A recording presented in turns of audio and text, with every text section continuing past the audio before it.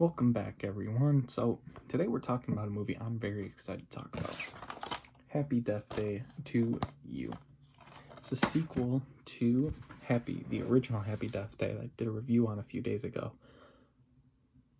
This has kind of been a surprising experience for me. I had heard about the movies and I hadn't watched them, and then like a year ago, I think, Dead Meat did a kill count for them, and that was kind of like what sparked me in getting interested in the franchise. And I got to admit, this is probably one of my favorite franchises right now. It's not Friday the 13th, Halloween, Nightmare on Elm Street level, but it's definitely up there. So it's directed once again by Christopher Landon, and it is a thriller slasher from 2019, starring pretty much everyone from the original. Jessica Roth is back as Tree. Israel Broussard is back as Carter. Ruby Modine is back as Lori. Rachel Matthews is back as Danielle. We got two new additions here. Or there's a couple new additions, one of which is Suraj Sharma. I think I totally butchered that, as Samar. Five Vu. I'm terrible with these names. Is back as Ryan. Sarah Yarkin comes into the movie playing Dre Morgan. Charles Atkin is back as Gregory Butler. Laura Clifton, she was in the original. I don't know if I mentioned her at all. She plays Greg's wife, Stephanie. And Missy Yeager plays Julie Geldman, who is Tree's mother. Jason Bale plays David, Tree's father. And Rob Mello is back as John Toombs. Has a 70% on Rotten Tomatoes, and off of a budget of $9 million, it made 64.5. That's pretty good.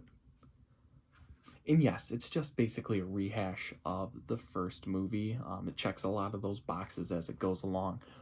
But one of the things I really liked about it is it throws in a sci-fi element that I want to talk about. It brings in I don't remember what it's specifically called. For our purposes, it'll be called the dimension theory. So this piece of paper is our dimension, right? So what they're saying is if you fold it 3 times,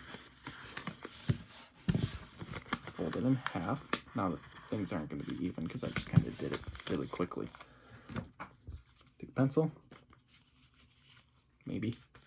May have to break out a pocket knife.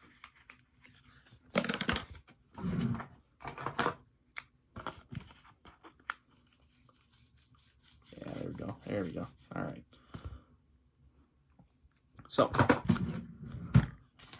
this cut right here, okay, there we go, right there.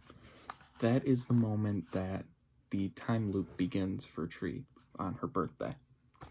And now this movie is saying,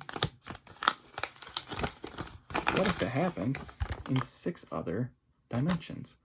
So say this area right here, we'll call it normal Earth. And then we got Earth 1, Earth 2, Earth 3, Earth 4, and Earth 5. So in the movie, it takes a new element and it adds the whole dimension thing. So the movie actually starts from Ryan's perspective as he kind of goes throughout the same day and everything he notices until he's killed by a babyface killer. And then it starts again.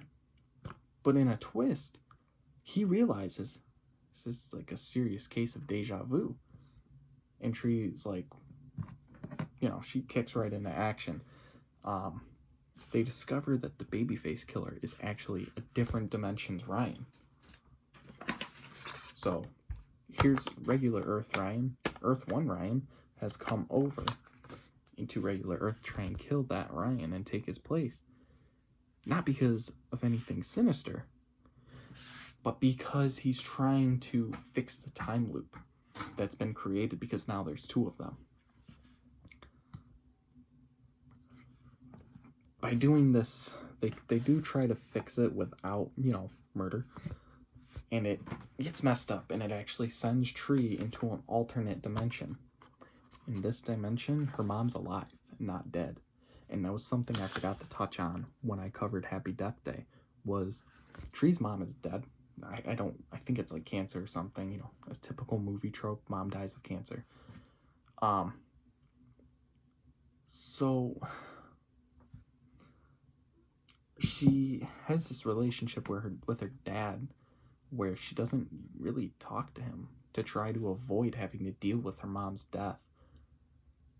And eventually, through the first Happy Death Day, it's fleshed out and done better, and you know they fix everything in their relationship through a few hundred tries of her dying.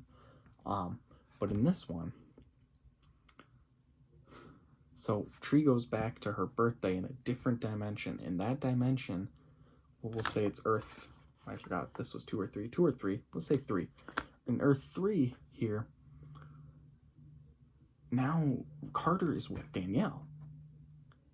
Tree's mom is alive, but she doesn't have Carter. So now there's that internal struggle for her of, do I stay with my mom? Even though all the memories that my mom has of all the time we've spent together, when in my timeline she died, now we have none of those memories. So, you know, her mom remembers things that Tree doesn't because it's not Earth 3's Tree, it's base Earth Tree. God, I really wish they didn't name her Tree. This gets complicated. Her full name is Teresa. I'm not spitting out all of that though. So now she's really struggling with, do I just stay with my mom and not have any of these memories but pretend I do and live a life that's not actually mine? Or do I go back where I don't have my mom but I have Carter? So another weird thing though is that throughout the movie, you know, Earth 3 Carter, he has to, everything's got to keep getting explained to the four mains, Carter, Samara, what was his name? Sergey, Samar, Ryan, and Dre. It always has to get explained to those four what the situation is. So they're trying to fix the time loop through their own means, but Tree has to learn all of this stuff that she's got no knowledge of to begin with. So she's in Earth 3 explaining to these guys what's going on. We never see what's going on in her Earth until the end. So obviously they fix it, and spoiler alert, she does choose to go back to be with Carter. No one's really surprised. I mean, you can't just live a life that's not yours. And plus, like, what's going on with Earth 3's Tree? I don't know. It's weird. Earth 3 Ryan or Earth 2 Ryan, whatever he's supposed to be from, he has to kill base Earth Ryan to fix the time loop. But now Tree is there from base Earth, but where's Earth 3 Tree? Why is she not going to lunch with her parents on her birthday? I don't know. But that whole plot line of, do I choose the guy or do I choose my mom? Even though I'll have none of these memories that she has. It adds kind of a lot of depth to the movie, in my opinion. And like I said, the first Happy Death Day is so good, I just wish it was longer. That this one is that perfect length, and it has that. But there's one thing that I don't like about it. So, it has a twist ending where, in fact, the killer is not Laurie, who was the killer in the first movie. And it's not John Toombs either, who was pegged to be the killer. But he's still there in a hospital bed most of the time. And as it turns out, it's actually, and if you don't want to hear it, turn off the video, but if you're still here anyway, it's actually Gregory and Stephanie, which is weird. It's just weird. He basically has the same plan that Laurie does, where, hey, there's this killer in the hospital. I can kill her. I can kill Tree and get away with it by blaming John Toombs. That's his plan. That's his and Stephanie's plan, is get rid of Laurie because of the affair, get rid of Tree because, I mean, Gregory has no memory of Tree because it's Earth 3 Gregory. But, you know, so he doesn't know who Tree is. So she's a witness, so he's trying to get rid of witnesses. And then he shoots his wife and says, I want a divorce. This is the most frustrating moment in that entire movie for me. So with everything that this movie has, between just the weird dimensional stuff and the family relationship between, you know, her and her mom, and her and her mom have some great moments, and the casting here is wonderful. I mean, every second that these guys are on screen together, like, I teared up a little bit, I'm not gonna lie.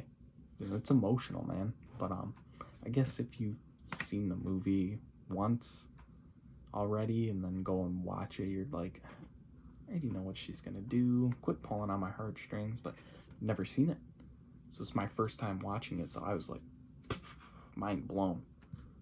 I'm gonna give it a 9 out of 10. I really don't like that twist ending. I really hated that. Obviously, Gregory and Stephanie are always set up in the movies to be these obnoxious killers, but when you actually do it, it's kind of boring, in my opinion. There's no talks of a sequel yet, a third movie, I should say. But Jason Blum, who's a producer on both movies and the head of Blumhouse, which is the production company of Get Out, The Purge, Halloween. I think they did Us as well. He hasn't ruled out the possibility, and Jessica Roth, who plays Tree, is totally on board to come back. She wants to come back. Also, I found out she's like 32 playing a 21-year-old. I honestly thought she was 21. Hats off to her. Tomorrow on YouTube, tonight on Instagram, we'll be covering Spaceballs, another movie I'm really psyched to talk about just because of how balls to the walls insane that movie is. If you haven't seen it, you should definitely watch it before I talk about it. It's a Star Wars spoof movie, and since I can't cover Star Wars right now because, you know, my friend is not here with me, so we're still practicing all that social distancing bullshit. And so I'm like, well, I want to cover Star Wars. I got it. Spaceballs. So that's just kind of the stupid little story about that. I'm definitely super excited about this, though. So come back tomorrow if you want to hear all about Mel Brooks' Spaceballs and all the weird references to both Star Wars and the Alien franchise. So if you're interested in that, come on back. Follow me on Instagram at LukeReviews2020. And if you want, leave a like, a comment, follow me if you'd like. I don't care. It's up to you. Although, sidebar, I'd really like it if you guys could subscribe. Thank you.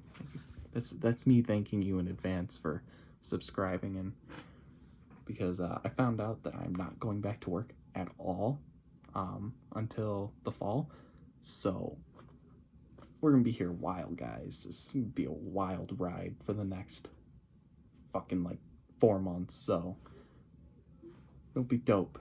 So we're gonna get a shit ton of movies done because I literally will have nothing else to do. So, and don't worry, I have a summer job, guys, okay? So maybe don't plan on a lot of movies, but plan on a normal 7-day schedule still, because I still have no life outside of work. So until then, I'm Luke, and I will see you guys later.